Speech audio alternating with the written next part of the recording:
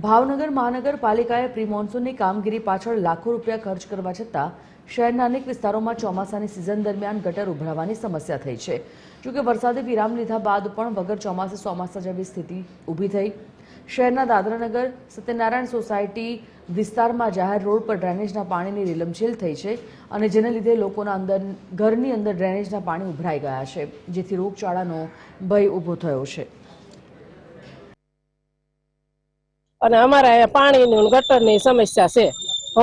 સાફ સફાઈની સમસ્યા છે, પાણી ગટરની સમસ્યા છે, પીવાનું પાણી સારું આવતું નથી। અને આ કેટલાય વર્ષોથી આમ 30 વર્ષ રહી છે, દર ચોમાસામાં અમારે ગટરનું પાણી ગરી જાય છે।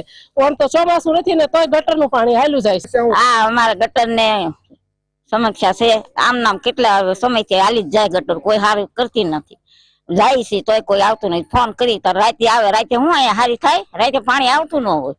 અમારી સમસ્યા ભાઈ પાણી અંદર ગળી જાય, ઘરમાં સંડાસ ચોકડી, પછી અમારે નાવું ધોવું ક્યાં, કેવી રીતે રહેવું। અને ત્યાર પછી મેં તપાસ કરાવી તો ત્યાં એક 600ની લાઈન આવી રહી છે જેડીસીમાંથી, એક 600ની લાઈન આવી રહી છે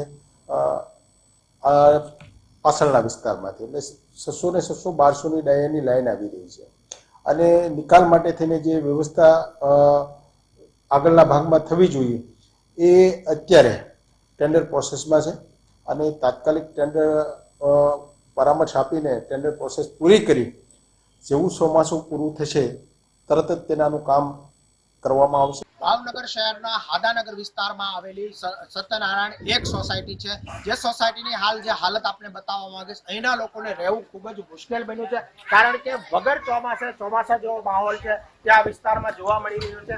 અહીં ડ્રેનેજનું પાણી ઉપરથી જે આવે છે તે અહીંના વિસ્તારમાં તમામ ડ્રેનેજના મેનહોલમાંથી ઉભરાય છે, જે પાણી લોકોના ઘરમાં પણ નીકળે છે, લોકોના રસોડામાં અને ઓસરી સહિતના જગ્યાઓ પર આ પાણી નીકળે છે, જેને લઈને લોકોને ખૂબ જ મુશ્કેલી પડે છે।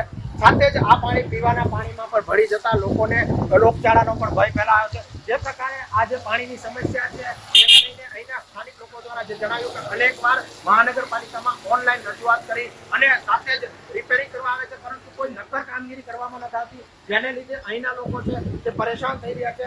જે પ્રકારે આ પાણીની સમસ્યા છે તેને લઈને સ્થાનિક લોકો દ્વારા ઉગ્ર માંગ કરવામાં આવી છે કે બને તેટલું ઝડપથી આ જે ડ્રેનેજની સમસ્યા છે તેને હલ કરવામાં આવે, જેથી કરીને અહીંના લોકોને જે રોગચાળાનો ભય છે તેને લઈને લોકોને મુશ્કેલી ના પડે।